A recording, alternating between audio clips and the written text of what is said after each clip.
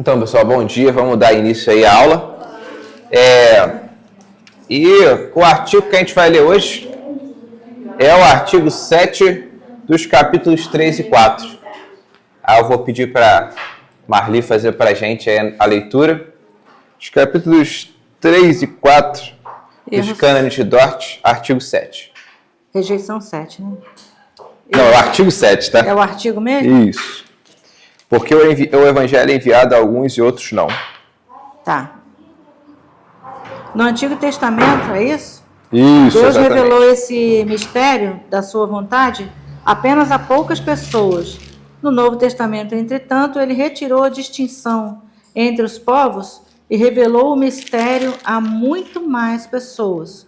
Essa distribuição distinta do Evangelho não é causada pela maior dignidade de um povo, nem pelo melhor uso da luz da natureza, mas pelo soberano bom propósito e amor imerecido de Deus. Portanto, eles que recebem tão grande graça, além e ao contrário de tudo que merecem, devem reconhecer isso com o coração humilde e agradecido, mas eles devem, junto com o apóstolo, adorar a severidade e a justiça dos julgamentos de Deus sobre aqueles que não recebem essa graça. Esses julgamentos de Deus, eles não devem de maneira alguma investigá-los curiosamente. Muito bom. Então, pessoal, a gente vai estar no artigo 7. Aqui estava realmente erro 7, mas a gente ainda está nos artigos, né? Então, a gente vê aí como que no Antigo Testamento Deus tinha revelado, Deus revelou sua vontade a quem, né? Ao povo de Israel. No Novo Testamento, isso é estendido, isso como eu vou dizer, não?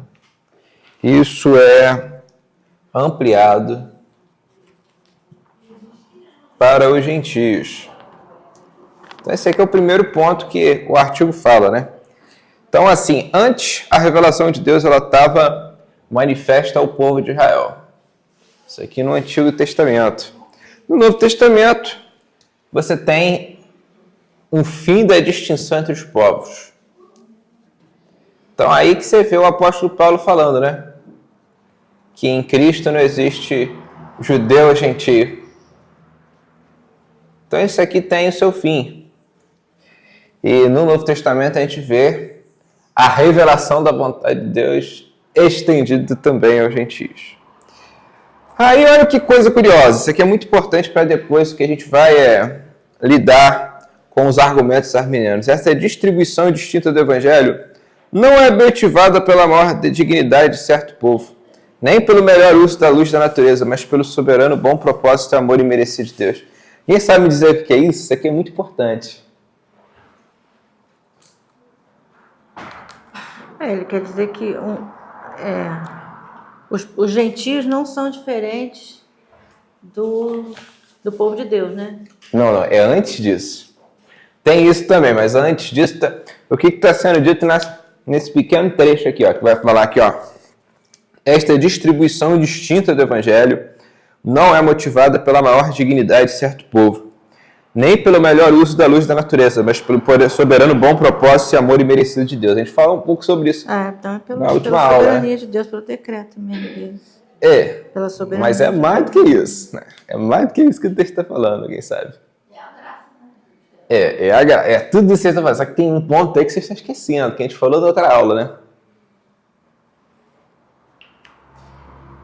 Não é pelo melhor uso da luz da natureza? Isso, exatamente. Exatamente. Então, Deus, ele não revela sua vontade. Isso de maneira específica, tá? Vamos ser mais rigorosos aqui. De maneira específica. Para fins salvíficos.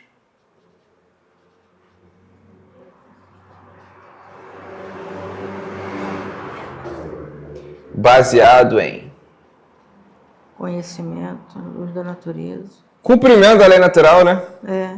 Aí tá falando, né? Da lei natural. E tem até um outro aspecto aí que ele fala, né? Não é nem uso, melhor uso da natureza natural, nem pela dignidade de um povo. O que significa, gente? Nós não podemos falar que Deus ele elegeu o povo de Israel porque o povo de Israel era melhor que os outros povos. Ou a gente não pode falar que hoje uma determinada nação ela ouve o evangelho porque ela é melhor do que outras nações. Não sei quem é tão bom que só falta ser cristão. Né? Que nem aquele padre Ferreira falou do Japão. Né? Tinha uma época que o catolicismo romano ele chegou com força no Japão. Aí o padre Ferreira falou assim, os japoneses são muito bons. Só falta o cristianismo. Aí o que aconteceu? Algumas décadas depois o cristianismo acabou praticamente no Japão. É uma ideia que os papistas tinham e que os arminianos também tinham. Eles falavam assim, a razão pela qual alguns ouvem o evangelho e outros não, é isso aqui, é que alguns eles cumprem a lei natural, alguns assim, no que eles sabem eles já são bons o suficiente e pela dignidade de um povo. Então, tem um povo que ele é mais moral que os outros. Então ele vai olhar e falar, esse negócio de cristianismo é legal, né, cara?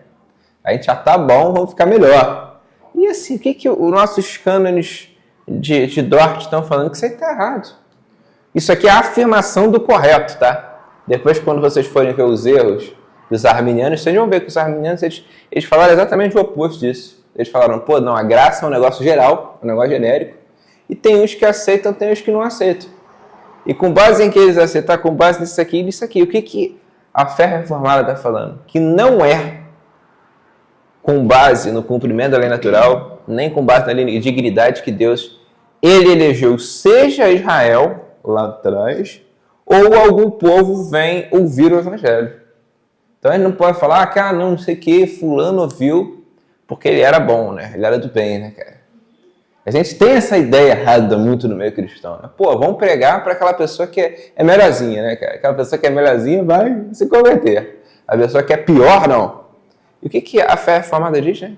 É que assim, quem é salvo pela graça. As pessoas são salvas pela graça, cara. É um chamado divino, cara. É uma operação divina. Então, assim, quando você é salvo, quando você é regenerado, você é totalmente passivo. A igreja só tem o dever de pregar a palavra, de pregar o evangelho, mas quem faz a obra é o Espírito Santo. Então não é com base nisso aqui, não é com base nisso aqui que as pessoas são eleitas. Porque se for com base nisso aqui, a eleição é com base em obras. Porque o que é cumprimento da lei natural? O que é dignidade? É obras, né? Se fosse assim também, pessoas moralmente ruins seriam salvas, né? Exatamente, né? Quanta gente moralmente ruim. Quanta gente... Tem gente que não cumpre nada disso aqui e fica cansado, né? E acontece o oposto, né? Exatamente, né? Exato. Se o povo bonzinho ia ser salvo. Sim, é um erro, né? A gente vê o que o calvinismo afirma, isso aí é um erro. Tu falar que, não, a pessoa é salva porque ela é... Você fala que alguém é bonzinho. É um erro até você falar que alguém... Não, sim, eu falei bonzinho entre muitas aspas, porque de fato ninguém é bom, né, cara? Mas assim, os arminianos... Desculpa, Gabriel. O pior é que a gente tem mesmo essa tendência, né? Tem essa tendência. De querer achar que o outro é tão ruim que não vai aceitar se você falar. E assim, mas assim, a gente tem... Mas uma coisa que os arminianos sabiam, cara, e até a gente leu anteriormente numa das aulas, eles falam que você tem que ser salvo porque você tem um nível de perfeição. Não é a perfeição completa. Mas essa perfeição, cara, ela tem muito a ver com isso aqui. Porque o arminiano vai falar que não, beleza, você se converteu, ok, agora tu tem a ajuda da graça. Mas antes, tu já consegue ser um bom cumpridor da lei natural. Então, chega um momento que você está cumprindo a lei natural tão bem, o Japão, vou usar o exemplo do Japão, porque o Japão é um exemplo que eu conheço. O Japão, na visão do padre Correia, né, do padre Ferreira, ele era um país tão bom, cara, que ele já estava bem pra caraca nisso aqui. Então, é só aceitar Jesus e acabou, cara. Só aceitar Jesus, cara. Jesus vai mandar fazer boa parte que você já faz. Só que o que aconteceu? Ele quebrou a cara, ele estava totalmente errado. Porque poucos anos depois, cara, começaram a perseguir cristão, mataram um monte de gente, acabou, né? Até hoje não tem cristianismo no Japão. Então, assim, você vê que isso aqui não faz sentido, né? E, biblicamente, não tem base nenhuma para tu falar que, não, Deus, ele elege, a gente está falando aqui de eleição, né, cara? Pô, Deus elege com base no cumprimento da lei natural. Não existe isso. Não existe isso. Deus salva baseado nisso. Não. Deus salva pela graça através da fé. Então, esse aqui é um ponto muito importante, né? E os arminianos, o que a gente está vendo aqui? Os arminianos, eles caíram nisso aqui. Hoje tu vai ver arminiano que vai falar que eles não acreditam nisso, né? Mas quando a gente olha para o sistema arminiano como um todo, ele é herético, entendeu? Não tem outra palavra para tu descrever. Isso aqui é herético, tu falar que não. A pessoa, ela... Como é que eu vou dizer?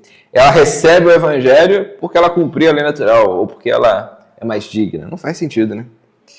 Então, olha o que é dito a seguir. Ó. Eles que recebem tão grande graça, ou seja, quem ouve o evangelho, quem se converte, além e ao contrário de tudo que merecem, devem reconhecer isto com o coração humilde e agradecido. Então, a gente tem que reconhecer que a gente foi salvo pela graça com o coração humilde e agradecido, né? Não, eu sou salvo porque eu sou bom, né? Eu já ouvi isso, né, em meio arminiano, gente falando assim, não sei o quê. Eu sou salvo porque eu sou bom, cara. Eu escolhi, cara. Eu preciso de Cristo, mas eu escolhi. O outro que não escolheu, ele está lá porque ele está fazendo por merecer. Porque isso é uma atitude de vaidade, uma atitude de arrogância. Entendeu? E aqui deixa muito claro que a gente tem que reconhecer isso com o coração humilde e agradecido. Ó. Mas eles devem, com o apóstolo, adorar a severidade e a justiça dos julgamentos de Deus sobre aqueles que não recebem esta graça. Mas não devem, de maneira nenhuma, investigá-los curiosamente. O que aqui os cânones estão dizendo? Que beleza, a gente tem que ser humilde em reconhecer que a gente foi salvo pela graça. Mas e os que não foram salvos? A galera que está indo para o inferno, assim. A gente tem que entender que eles estão debaixo da ira de Deus. Tanto quando você olha para um ímpio, ele está debaixo da ira de Deus. Mas quando os cânones falam aqui que a gente não deve investigar curiosamente, né, como Deus julga esses povos, isso é uma prudência para você lidar com certos extremos, né? Que nem me perguntaram uma vez, né? Gabriel, de vez em quando que eu tô na internet, as pessoas me fazem muita pergunta idiota, sabe? As perguntas assim que eu nem sei porque que eu respondo mais, né? A Letícia que sabe, né, cara? De vez em quando eu dou as respostas mais diretas, mas teve uma vez que me perguntaram, Gabriel, essa enchente aí que aconteceu no sul, né? Que matou não sei quantas pessoas, porque lá tem muito macumbeiro. Me perguntaram isso. É a mesma coisa que você chegar e falar assim, a tragédia que aconteceu em Petrópolis é porque, sei lá, cara, tem muita igreja ruim em Petrópolis. Então, assim, isso é a curiosidade, entendeu? Cara, a gente tem que reconhecer que é o seguinte, a ira de Deus, ela está sobre o ímpio. Ela está sobre aquele que não reconhece Cristo. Mas não investigar curiosamente. O que é isso? Deus ele fez isso por conta daquilo. Deus fez aquilo outro por... Isso é você investigar de maneira curiosa. E é isso que os cânones de Dort estão falando que ele não deve fazer. Porque é um extremo que as pessoas podem cair também. Né? A gente pode cair no extremo de, que é o arminianismo, de, sou salvo porque eu sou bom.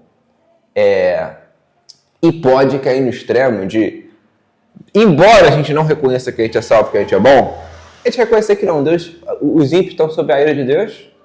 E assim, Deus está todo momento arquitetando alguma coisa específica contra eles. E é claro que Deus, ele realmente conspira contra o ímpio. A gente até falou isso aqui uma vez na pregação, né? Deus, ele conspira abertamente contra o ímpio, mas a gente não deve investigar curiosamente como isso acontece.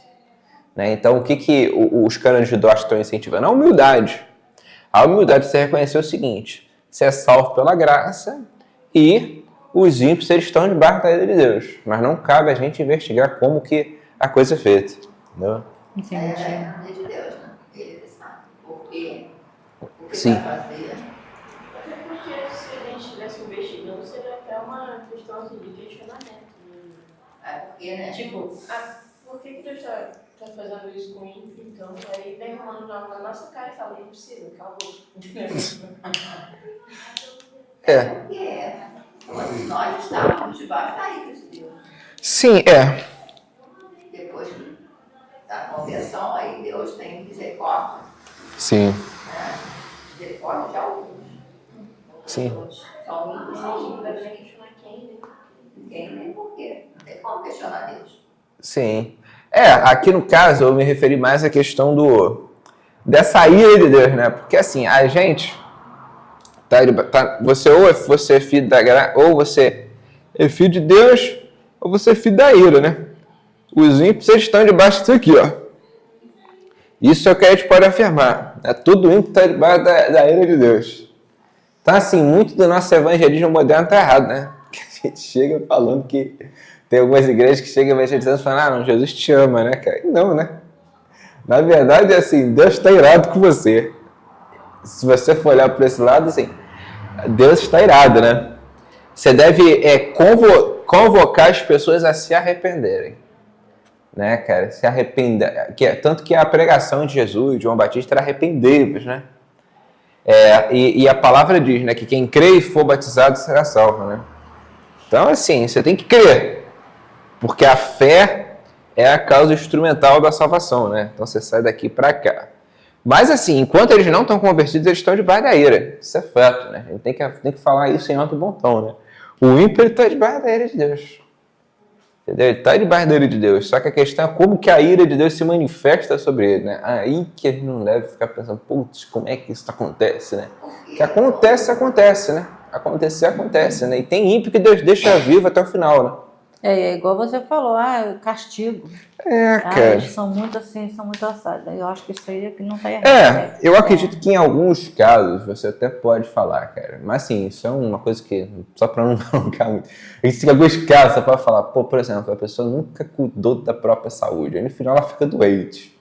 Cara, existe uma causalidade clara ali, né? E esse exemplo, ele pode ser aplicado a algum ímpio. O ímpio ele viveu de maneira totalmente pecaminosa em algum aspecto da vida. Vai chegar um momento que ele vai viver as consequências daquilo, né?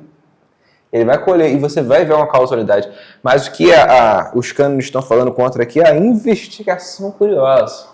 A curiosidade é que é vista como uma coisa pecaminosa na tradição reformada. Não é o reconhecimento, você saber, e até em algumas ocasiões você realmente ver. Mas a investigação curiosa. Né? A investigação curiosa já entra nesse aspecto de que não aconteceu tal desgraça porque lá tinha muito macumbeiro, né? Que nem no sul eu vi isso, literalmente. Aconteceu aquele negócio no sul lá porque tem muito macumbeiro. Então é isso que tá sendo tocado aqui. Mas vamos para o artigo 8, então. Dê pra gente ir mais ali, por favor. Mas tantos quantos são chamados pelo Evangelho seriamente o são. Porque Deus revela séria e sinceramente em sua palavra o que lhe agrada, a saber, que aqueles que são chamados venham a Ele. Ele também promete seriamente descanso para a alma e vida eterna a todos os que a Ele vierem e crerem. Então aqui, o que os cânones estão falando? Isso aqui é uma coisa muito importante, tá? Que é a questão do chamado, né? Então assim, todos os que são chamados pelo Evangelho são chamados de maneira séria. E aqui a gente está falando do chamado eficaz, isso aqui é muito importante, tá? O que é o chamado eficaz? O chamado eficaz é aquele chamado que ele é correspondido. Né? Então, assim, você tem um chamado que ele é correspondido. Então, quando a gente fala da cadeia de ouro da nossa salvação, né, cara? Que é Romanos 8:30, que é aqueles que, os que Dante conheceu, Dante predestinou, chamou, justificou e glorificou.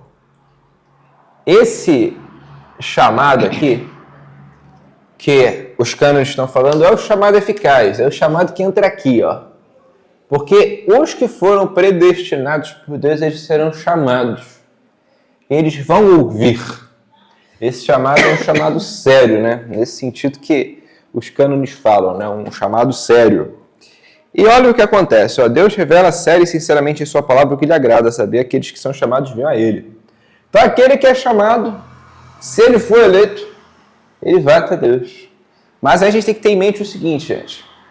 Como a gente não sabe quem são os eleitos, então a gente tem que pregar para todo mundo. O dever da igreja é pregar. Mas agora, aqueles que aceitarem, aqueles que se converterem, realmente eles já foram predestinados. A causa do chamado eficaz é a predestinação. Isso aqui é um ponto que os arminianos eles não falam, né, cara? Porque o apóstolo Paulo deixa muito claro nessa passagem, né? Isso aqui é causa disso aqui, né? E tudo começa na predestinação. Então ele vai porque ele é predestinado. Ó, ele também seriamente promete descanso para a alma e vida eterna a todos que a ele vierem crer. Então, assim, a nós há promessas. Há promessas sobre nós, né? Promessas de vida eterna e descanso para a alma. Tem gente, né, que até no mundo hoje gosta, né, desse negócio de promessa, né, e tal, cara. Que hoje tu vê que existe uma cultura evangélica. Deixa eu botar isso aqui, gente. Ai, meu Deus, isso aqui Pega tudo embaixo, tá... Eu esqueço disso. Botar isso aqui para não só ficar agachando. Meu lombar não aguenta. O que eu tava falando? Eu tava falando que tem gente que hoje gosta desse negócio de promessa. As promessas de Deus são para os eleitos. Não é para todo mundo, né? Não existe esse negócio de promessa para os ímpios, né? Os ímpios não têm promessa, né? Os ímpios, pelo contrário, né? Eles têm repreensão, né? Eles têm maldições sobre eles. Mas aqueles que ouvirem, né? Que forem eficazmente chamados, eles estão sob promessas. Então é isso que o artigo 8 está dizendo aí. Vamos para o artigo 9, então, Marlene. Lê pra gente aí. Artigo 9. Muitos são chamados através do ministério do Evangelho, mas não vêm, nem são convertidos. Não é culpa do Evangelho nem do Cristo, que é oferecido pelo Evangelho, tampouco de Deus, que chama através do Evangelho e até confere vários dons a eles. Mas é sua própria culpa. Alguns deles não aceitam a palavra da vida por descuido. Outros, de fato, a recebem, mas não em seus corações, e por isso, quando desaparece a alegria da sua fé temporária, viram as costas à palavra. Outros ainda sufocam a semente da palavra com os espinhos dos cuidados e prazeres deste mundo, e não produzem fruto algum. Isso é o que o Salvador ensina na parábola do semeador, Mateus 13. Então, gente, aí esse artigo aqui ele serve para responder uma pergunta, né? Por que alguns creem e outros não? Vamos supor que a igreja ela tá pregando muito bem, né? A gente está evangelizando pra caramba, né? Todo mundo, a gente sai e evangeliza, né? Fala de Cristo. A gente fala de Cristo da maneira certa, né? Não de maneira descuidada, até herética, como outras igrejas falam. Vamos supor que a gente está pregando bem pra caraca em Petrópolis, né? Por que algumas pessoas elas creem e outras não, gente? Uma pergunta para vocês. Predestinação, né? De forma... Deus escolheu antes. Sim, a causa última, né? Ela é a predestinação, sim. Que uns são predestinados para a vida eterna, outros não, né? Mas aí a gente vai entrar num nível de detalhe maior, né? Quer dizer, um nível de detalhe maior não. Paralelo a isso, existe uma outra causa, né? Por que a pessoa não aceita? O problema está no evangelho? Melhor dizendo, vamos afunilar a pergunta. Porque o mesmo evangelho foi oferecido a duas pessoas, uma aceitou e outra não. Por que a outra não aceitou? O problema dela não ter aceitado está onde? A gente conseguiu, o que a Nelci falou, é a causa de um ter escolhido e outro não, né? Então, se os que aceitam, o eleito ele é predestinado. Então, o não eleito, ele não foi predestinado. Mas por que ele repudiou o evangelho? Porque faltou fé? Não. É por conta do livre-arbítrio, né? Aí entra a questão do livre-arbítrio, né? Tá. Aí os cânones falam, né? Porque assim, o que a gente tem falado bastante, né? Aqui, quando a gente está falando aí dos cânones de Dort, que a doutrina da depravação total é o ponto de partida para você admitir a predestinação, cara. Entendeu? Depravação total. Se você afirma a depravação total, você necessariamente afirma a predestinação. Por uma explicação lógica. Porque o que é depravação total? É a concepção de como é tão depravado que ele não consegue, por si só, ter o conhecimento salvífico de Deus e corresponder à revelação de Deus, né? De maneira salvífica. Ele já nasce do pecado, todas as faculdades dele são corrompidas. Ele não é livre para o bem, né, cara? Ele é livre para o mal. Então a gente tem um livre-arbítrio cativo após a queda. Então, por que os que não creram, eles não creem? Por conta do livre-arbítrio deles. Aí vocês vão falar, pô, Gabriel, mas esse livre-arbítrio, ele é um livre-arbítrio? Porque eu vejo que no mundo calvinista hoje as pessoas têm dificuldade de usar a palavra livre-arbítrio, né? Que elas acham que livre-arbítrio necessariamente é um livre-arbítrio libertário. Mas o que é livre-arbítrio, né? Livre-arbítrio é uma liberdade da vontade. A vontade humana, ela realmente é livre, né? Santo Agostinho falava disso também, né? Ele falava que quando você quer uma coisa, você não tem dúvida que você quer uma coisa. Então, a vontade mesmo do ímpio, ela é livre. Só que ela é livre sendo cativa. É engraçado, né? Ela é livre sendo cativa. Aí vem o que Lutero falava, né? Que é uma vontade cativa. Porque o livre-arbítrio, ele é livre para o mal. Ele é totalmente livre para o mal, para o bem não. Então, assim, o que acontece? Se você não for predestinado, se a graça não te alcançar e não transformar o teu coração, você permanece no pecado e você rejeita o Evangelho. Então, por isso que alguns rejeitam o Evangelho e outros não. Né? A causa, o que a Nancy falou, é correto. Né? Porque Deus predestinou uns. Você pode olhar dessa perspectiva. Pô, tá todo mundo indo para o inferno. Tem uma massa de pecadores indo para o inferno. Aí Deus predestina alguns. Aí esses que foram predestinados, eles vão ter um destino diferente. A gente falou isso lá atrás. Mas você também pode olhar da seguinte forma. Isso aqui não contradiz a outra. Por que o ímpio ele não ouve o Evangelho? Ele não ouve o Evangelho porque o livre-arbítrio dele é cativo, realmente não quer. Então a recusa é uma recusa real, entendeu? Não é como se Deus tivesse feito um monte de robô. Não, ele recusa deliberadamente, né? Ele fala, não quero, entendeu? Ele realmente repudia. E os cânones vão falar sobre um fenômeno que, se vocês veem, os arminianos eles enchem o nosso saco, que é o seguinte, né? Que é aquelas pessoas que ficam um tempo na igreja, né? Pô, não sei quem passou tanto tempo na igreja e depois apostatou. Como que eu lido com essas pessoas, né? Que elas vão falar, pô, a pessoa era eleita ou não era? Aí tem aquele texto de Hebreus, né, que vai falar da apostasia e tal. E como que a fé reformada entende a apostasia? A gente tem que olhar para a parábola do semeador, né? A parábola do semeador, ela explica muito bem o que acontece com as pessoas. Porque você tem alguns que caíram no solo árido, né? Que são aquelas pessoas que os pássaros comeram. A pessoa que ouviu a palavra e depois a palavra foi embora. Esses que caíram, que o pássaro comeu, são os que caiu à beira do caminho. Isso, à beira do caminho, isso mesmo. Não é árido, não. Solo à beira do caminho. À beira do caminho. Aí você tem aqueles que caíram no solo rochoso. Isso.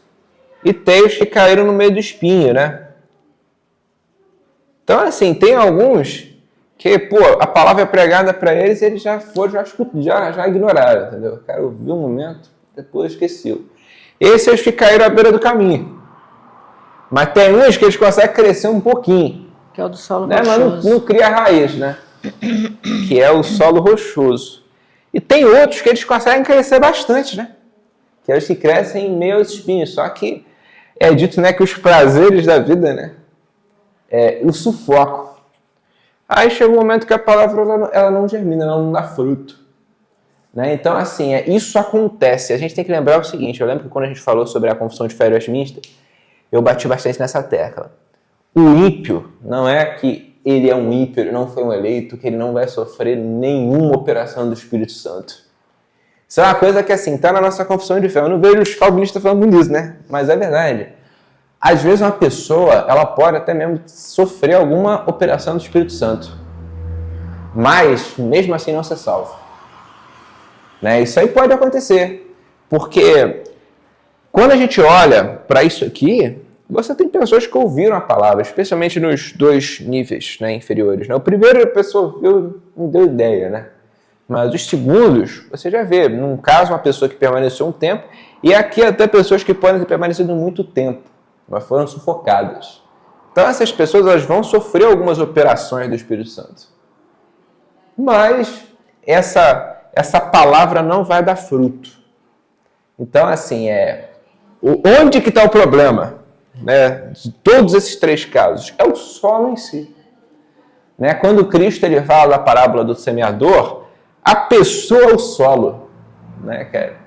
Então, a pessoa que é o solo à beira do caminho, a causa da semente não ter crescido é o solo ser ruim. E isso é uma analogia, né, do coração humano. Então, a gente pode falar o seguinte, né, por que alguns não creem? Eles não creem porque eles têm um coração mau, né? Porque eles têm um livre-arbítrio cativo, mas ainda assim um livre-arbítrio real, né? E eles repudiam deliberadamente a palavra. Então, assim, a apostasia se explica dessa maneira. Se uma pessoa ela apostatou no final da vida, ela nunca foi convertida. Né? Ela sofreu algumas operações do Espírito Santo, pode ter ouvido a palavra pode até ter começado a crescer, né? Mas ela não deu frutos consistentes, né? Frutos de conversão. Então é isso, gente. Alguém tem alguma dúvida aí? No mais, a gente vai para o próximo, né? Vamos para o artigo 10, então, Marli. Dê pra gente, 9, né? no caso. Isso, 9. artigo 10. É o 10, não é não? Não, É o 10, Agora é os que ouviram, né? Artigo 10. O 10 é... Outros que são chamados pelo ministério do Evangelho vêm e são convertidos. Isso não pode ser atribuído ao homem como se ele distinguisse, por sua livre vontade, de outros que receberam a mesma e suficiente graça para a fé e conversão, como a heresia orgulhosa de Pelágio afirma. Mas deve ser atribuído a Deus, como ele os escolheu em Cristo desde a eternidade, assim ele os chamou efetivamente no tempo. Ele lhes dá fé e arrependimento. Ele os livra do poder das trevas e os transfere para o reino do seu Filho. Tudo isso ele faz a fim de que eles proclamem as grandes virtudes daquele que os chamou das trevas para a sua maravilhosa luz e se gloriem não em si mesmos, mas no Senhor, como é o testemunho geral dos escritos apostólicos. Esse finalzinho é essencial, né? Que a gente não deve se gloriar em nós mesmos, né? Mas no Senhor. E aqui a gente já falou bastante, né? Não tem necessidade de se alongar muito. Quando a gente falou aqui do porquê que alguns não creem, a gente foi tocando também porquê que alguns creem. Os que creram, eles foram iluminados pela graça de Deus. Então a causa da nossa salvação não é o livre-arbítrio.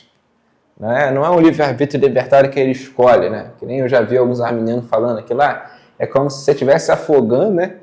E Deus jogasse uma boia para você e você pega a boia. Não, você não tem nem condição, você está morto. Né? Então aqui olha que coisa, ó. Isso não pode ser atribuído ao homem, como se ele distinguisse por sua livre vontade da de outros que receberam a mesma e suficiente graça pela fé e conversão, como a heresia orgulhosa de Pelágio afirma. Então a gente vê aí, cara, novamente, né? Como que o pelagianismo ele está presente no arminianismo, né? O arminianismo nada mais é do que um retorno a Pelágio. Porque o arminianismo ele começa eliminando isso aqui, ó. Elimina a depravação total. O homem ele não é tão depravado assim, né? O homem ainda consegue escolher. Ele ainda consegue escolher ou não a Deus. Então você vê aí claramente Pelágio. Tanto nós, dentro da fé reformada, a gente admite que isso vem pela graça. Então é a graça de Deus que nos ilumina, né?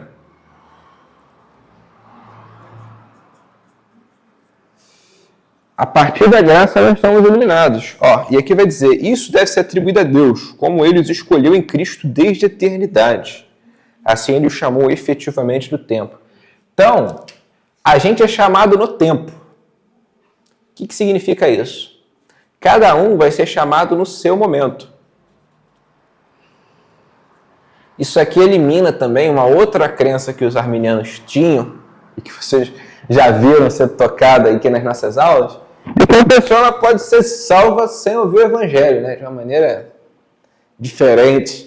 Tipo, um índio que nunca ouviu, né? Nunca ouviu a palavra de Deus, não sabe nada de Cristo. Os arminianos vão falar que não, ele pode ser julgado de uma outra maneira. Isso está errado, gente, porque não existe salvação sem Cristo. E ó, a cadeia de ouro da salvação, ela fala, os que os predestinou, chamou, justificou, glorificou. A igreja entra aqui, ó. A igreja, ela é ministra da palavra. Então, onde não tem pregação, as pessoas estão indo para o inferno, né? Isso deveria mover a gente a evangelizar, né? Não ficar falando que, não sei o que, os que não viram. John Wesley, por exemplo, ele estava nisso, né? Ele acreditava, pelo menos uma fase da vida dele, né? Que a teologia dele é uma coisa muito confusa. Ele fala que ele não era categórico em falar que os maometanos vão tudo para o inferno, né, cara? Você vê, né, cara? Ele falava, os maometanos são os muçulmanos, né? Fala, não posso falar que todos vão para o inferno, todos os pagãos vão para o inferno. O inferno explicitamente, entendeu? A gente entende que o chamado eficaz é um ponto essencial aí. Essencial na nossa salvação. Um ponto assim, que eu gostaria de acrescentar, que eu não falei aqui nesse artigo 9, é que uma doutrina que a gente tem que lembrar que é essencial para você apresentar o calvinismo para as pessoas é a perseverança dos santos, tá? Porque o calvinismo é os 5 pontos.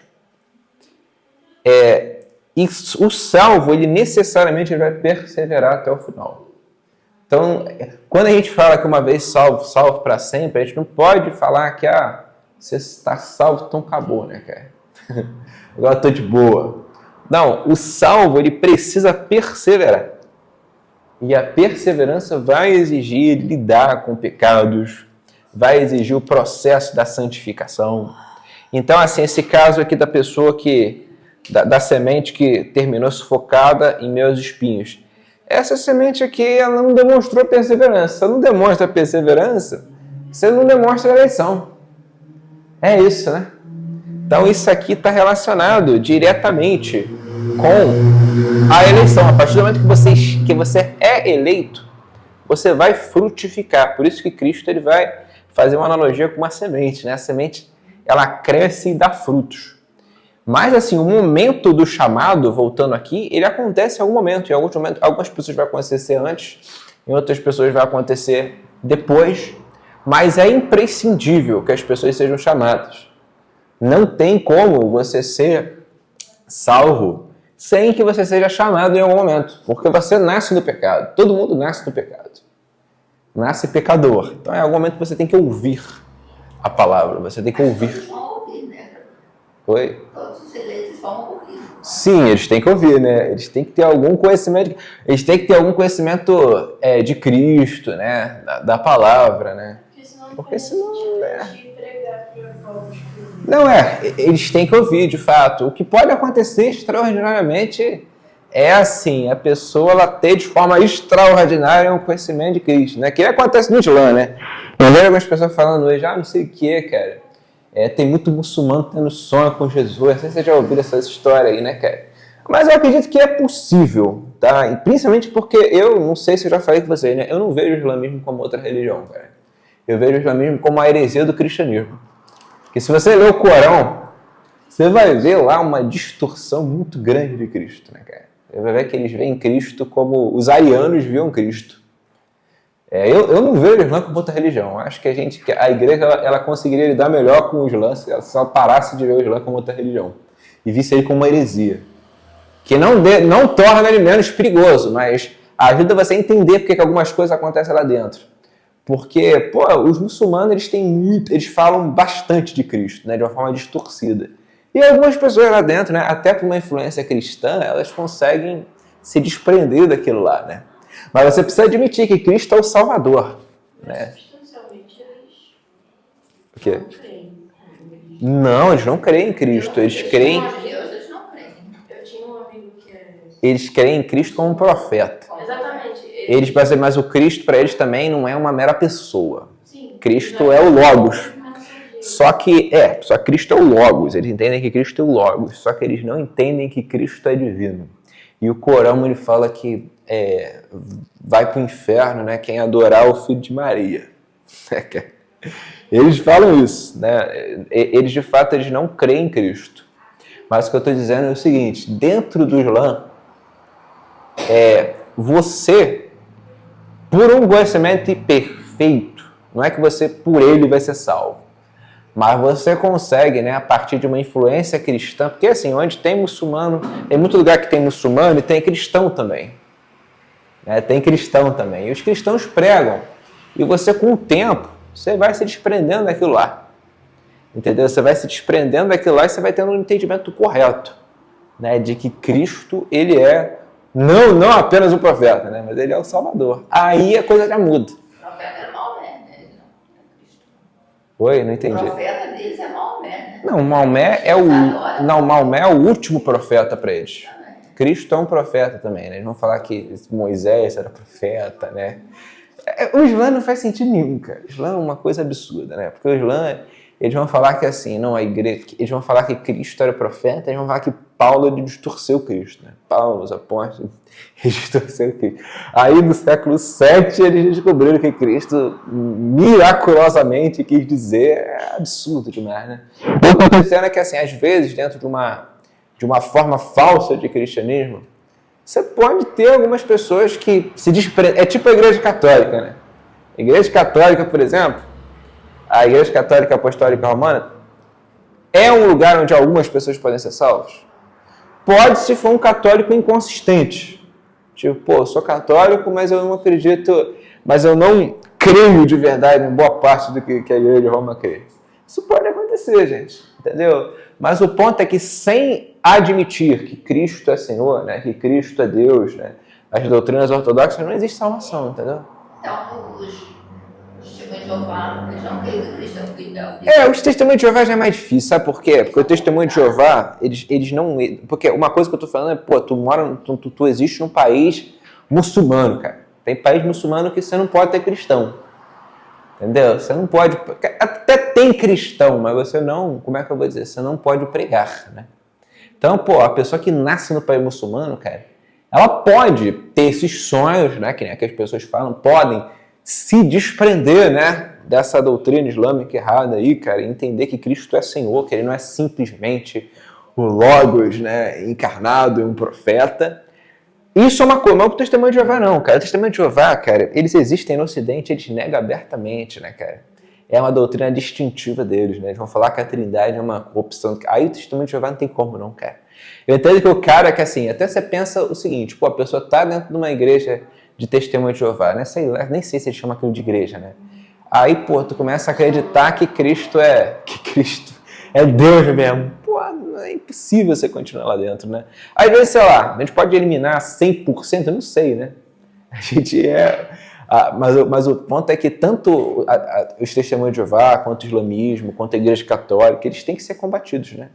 Como obras diabólicas, né? Como é que eu vou dizer, né? De aprisionamento, né? De falsos ensinos. Mas eu trouxe tudo isso à tona para explicar que não tem como você ser salvo sem um entendimento salvífico, entendeu? Não tem como você ser salvo sem você reconhecer que Cristo é Deus, entendeu? Sem reconhecer que Cristo é Deus não existe salvação, né, cara? Não existe salvação. Então, assim, o chamado é uma coisa essencial. E como que o chamado vai acontecer? Ele pode acontecer de várias maneiras. Às vezes você ouviu a palavra uma vez, né? E aquilo você só vai se tocar daquilo muito tempo depois. Os evangélicos, eles associam muito o chamado a uma experiência, né? Pô, você tem que ter uma experiência de conversão. E nem todo mundo vai ter uma experiência forte, né? Assim, né? De conversão, né? Nem todo mundo vai lembrar, né? Pô, o momento que eu não era salvo, passei a ser salvo. Mas o ponto é que o chamado ali não pode. Por isso que o apóstolo Paulo vai falar, né? Como ouvirão se não há quem pregue, né? Como crerão naquele de quem nada ouviram, né? Então, assim, a gente precisa ter em mente isso, cara. O evangelho ele tem que chegar a outros lugares. Se não chegar a outros lugares, as pessoas estão indo para o inferno, né, cara? As pessoas estão se perdendo. É duro, mas é a verdade, né? Vontade. Com relação aos testemunhos de Jeová, eu não sei se vale a pena fazer isso agora. Não, tranquilo. Mas como é que eles interpretam João que fala que Jesus foi o verbo e o verbo se fez carne? Então, eles interpretam o seguinte, o James White fala muito sobre eles, né, cara? Tem um livro do James White que ele fala que eles interpretam João 1 da seguinte maneira, eles entendem que o Logos, ele foi a primeira criatura de Deus, Né? E quando... João realmente é um texto difícil para eles, né? Que fala que o verbo era Deus, né? Mas eles vão tentar apelar para uma tradução diferente, entendeu? Porque os testemunhos de Jeová, eles têm uma Bíblia que é só deles. É diferente. Pelo menos aqui no Brasil, tem uma Bíblia que é só deles. Então, mas Ário também acreditava nisso. A gente acha que o arianismo era um negócio... Assim, a maior parte dos evangélicos, né? Eu vou falar a gente, né? A maior parte dos evangélicos acha que a heresia... A gente tem que entender... Para você entender os testemunhos de Jeová, você tem que entender a heresia ariana. Qual que era o ponto de Ário? O que Ário acreditava? Ário falava o seguinte: pô, Cristo, beleza, ele é um ser excepcional. E quem que é Cristo no Antigo Testamento? Tem um texto que os arianos eles gostavam muito, cara. Tem muito texto do Antigo Testamento que os arianos gostavam muito. Inclusive, uma vez eu comentei isso, cara, eu não lembro com quem, cara. Esse é o problema, às vezes tu pega uns textos da Bíblia isolado, cara, e tu cria toda uma teologia em cima deles, né? Mas tem um texto que... Pô, deixa eu ver se eu acho isso aqui. Em Provérbios. Provérbios tem um texto que fala da sabedoria. Aí... Esse texto que ela tá falando. Ah, sim. Não. Então, tem isso. É porque a Bíblia deles é diferente. Mas tem um outro texto que eles apelaram na época do Ário. Ó, deixa eu ver se eu acho. Mas a Bíblia deles é bem complicada, sabe? A Bíblia deles é uma Bíblia que é só deles mesmo. Entendeu? Deixa eu ver se eu acho aqui. Deixa eu ver se eu acho. Pô, o ruim é que eu tô no... Meu celular tá carregando, né, gente? Que eu queria mesmo ver esse texto, cara. Que é um texto... Joga no chat GPT. Texto que os arianos usaram de provérbios para falar que a sabedoria... ela foi criada. Alguma coisa assim. O chat GPT... Ah, obrigado, Marlê. Qual texto os arianos usaram para dizer... Nossa. A eternidade da sabedoria, não é? Provérbios 8. Espera aí que eu vou jogar aqui. Vamos ver. Deixa eu ver. Aí, ó, esse daí mesmo, hein? Pode ler. Desde a eternidade foi estabelecida desde o princípio, antes do começo da terra. É esse mesmo, ó. Aqui tem uma versão um pouco diferente, mas é a mesma ideia. O Senhor me criou no princípio de seus caminhos, antes de suas obras mais antigas. Aí os arianos eles falavam o seguinte: pô, o Logos é a primeira criatura de Deus. Deus criou ele no princípio, antes das obras mais antigas. E tem uma outra passagem também, né? Que os arianos usavam muito, que é uma passagem do livro de Salmo, que é o Salmo 2, né? Que diz assim, no verso 7: proclamarei o decreto do Senhor. Ele me disse: tu és meu filho, eu hoje te gerei. Aqui, ó. Como se Cristo tivesse... Eles queriam dizer o seguinte: não, Cristo foi gerado. Porque Ário falava isso, ele falava, não Cristo, o Logos foi gerado. Aí eles diziam o seguinte, falava, Cristo de fato é um ser diferenciado, mas ele foi criado, ele foi gerado, né? Foi criado. Tanto que assim, a discussão do arianismo com a ortodoxia foi essa, né? Porque para os arianos houve um tempo que o Logos não existia. Então o Testemunho de Jeová vai olhar dessa forma. Ele vai falar, ele não vai achar que Cristo é simplesmente um ser que surgiu aí e é excepcional, não. Ele surgiu antes de qualquer outro ser. Ele é o Logos divino. E ele encarnou, ele realmente desempenhou. Os arianos eles acreditavam que Cristo ele desempenhou um propósito salvífico. Só que onde que a ortodoxia cristã quebrou os arianos, né? Hoje, é claro, hoje a gente tem muitos outros argumentos, né? Mas na época uma coisa que pesou muito contra os arianos foi o argumento de que Ário ele adorava Cristo. Porque os arianos, a gente fala o seguinte, né? Os testemunhos de Jeová não adoram Cristo. Mas para tu ver como é que os testemunhos de Jeová eles nem seguem os arianos tão bem assim, né? Porque os arianos eles adoravam Cristo. Só que aí o que a ortodoxia cristã fez? Falou assim, pô, mas Cristo é Deus? O ariano vai falar, não é Deus. Então por que vocês adoram? Então vocês estão cometendo idolatria, porque vocês estão adorando outro que não Deus. Aí isso quebrou os arianos, entendeu? Foi inclusive o grande argumento pelo qual a ortodoxia venceu o arianismo. Hoje a gente vê outros, né? Hoje a gente vai falar muito sobre trindade, né? Vai falar que, pô... E realmente, a Bíblia dá muitos indícios, né, da trindade. Você vê que outra coisa que quebrou os arianos muito. Porque assim, hoje a gente tem uma mentalidade muito desconectada da liturgia. A igreja antiga, ela não fazia teologia igual a gente faz hoje. Que a gente pensa a teologia muito divorciado do culto. Né? A gente pensa assim, não, o nosso culto tem que ter uma base teológica, mas a gente tem que fazer uma teologia baseada, assim, em deduções da Bíblia e tal. A igreja antiga, ela pensava assim, ela pensava que a teologia ela tem que ser produto da liturgia.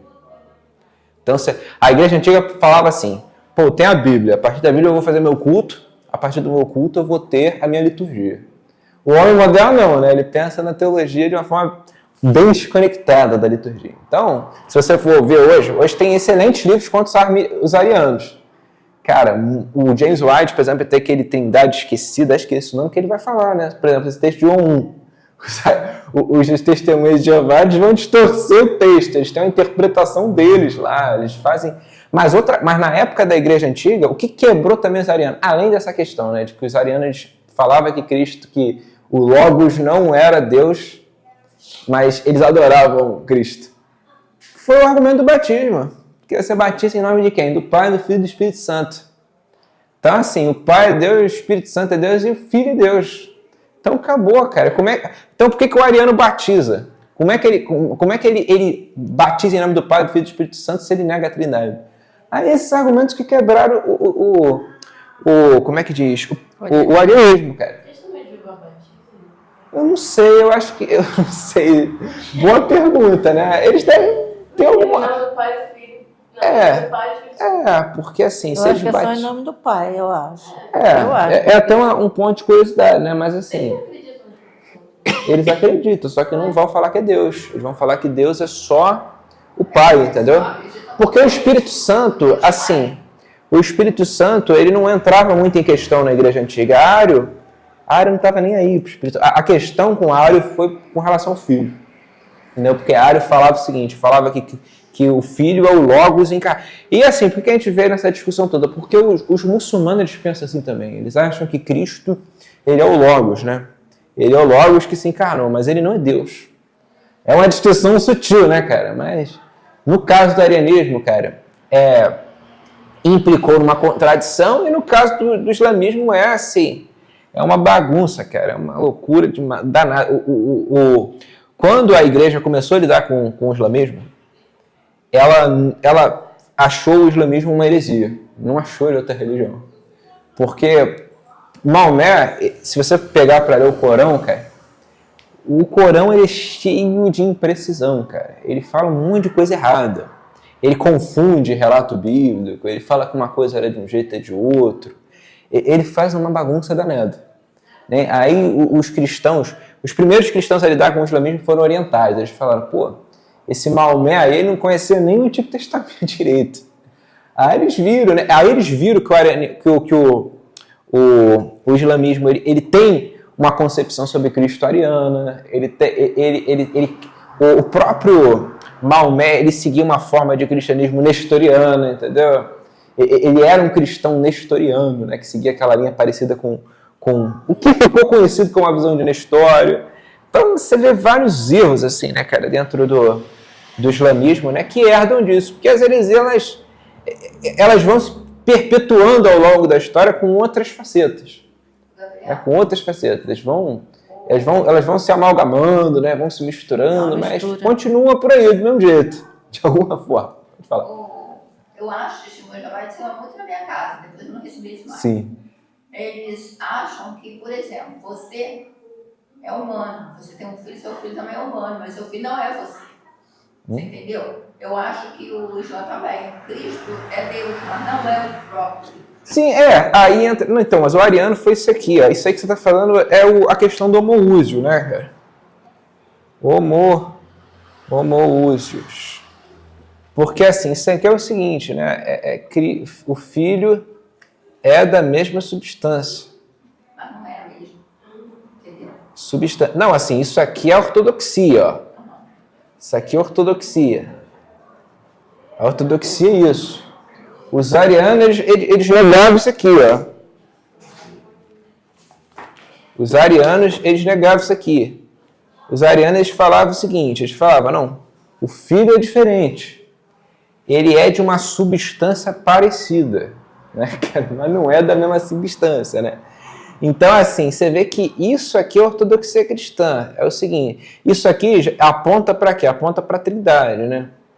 A Trindade é uma ousia, essa palavra homoúsio aí vem de ousia, né? Que é essência, né? A gente chama de essência, né? E 3 pessoas, né? 3 hipóstases. 3 pessoas. O arianismo não, o arianismo vai falar que é só Deus, né? Só o Pai. Né? O Filho, ele é, tipo assim, a primeira criatura de Deus, né? E é uma criatura excepcional, não é qualquer coisa. Mas, assim, você não dá a ele o título de divindade. Isso foi um erro crasso, entendeu? E o arianismo continuou na igreja, tá, gente? Ele não acabou depois de Nicéia, não. Tem gente que acha que não. Depois do concílio de Nicéia, o arianismo acabou. E não, cara, ele continuou, cara, entendeu? Inclusive, o próprio Constantino, ele um tempo, ele flertou bem, assim, né?